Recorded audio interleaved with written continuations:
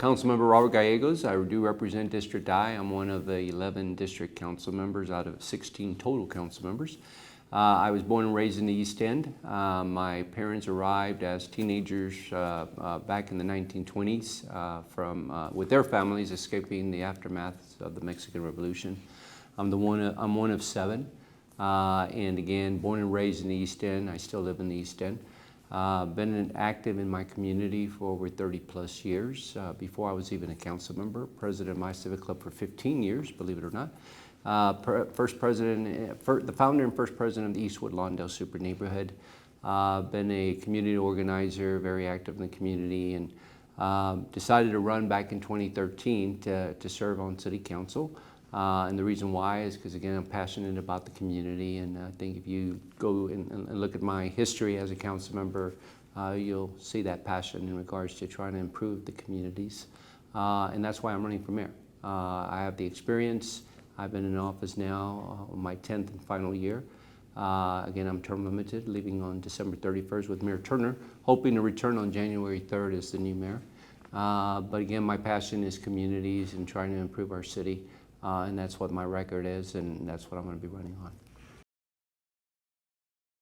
You know, in regards to HPD, to try to hire more police officers. That would be first and foremost.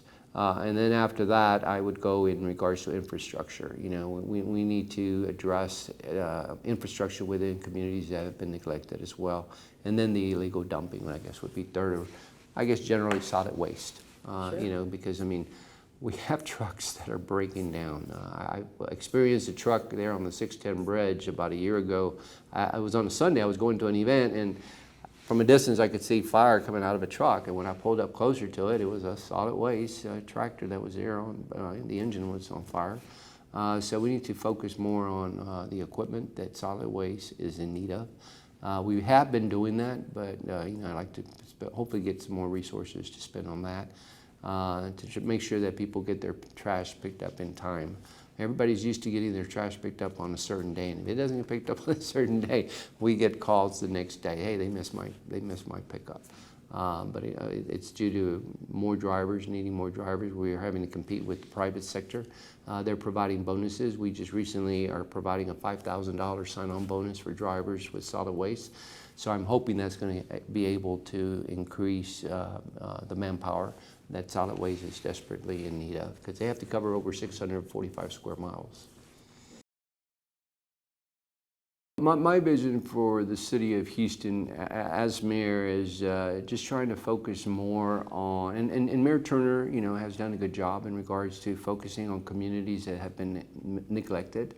You know, there's a lot of communities out there, and this morning I just had a screening with TOP, and that's what their you know, focuses on in regards to African American and Hispanic communities within the inner city. And that's what I like to focus on as well, like Mayor Turner, with complete communities, you know, in trying to maybe expanding that if possible, to provide services that the city needs to be providing. For example, you know, illegal dumping, you know, tires being just thrown on the side of the road. Solid waste doesn't have the resources to really go and pick up those tires or pick up the illegal dumping. Even though the mayor did start one Clean Houston, but it's being funded by ARPA funding. So we need to find funding, you know, when that ARPA funding comes to an end, to continue that program, because I think that's an excellent program. Like the old theory of a broken glass theory, you know, if you allow your business or what have you have broken glass, you know, that's just going to encourage the criminal element, whatever, to come in. So if you have a neighborhood with illegal dumping and tires just thrown on the side of the road and overgrown lots, that's just encouraging the criminal element to come into the neighborhood. So that's something I want to focus on.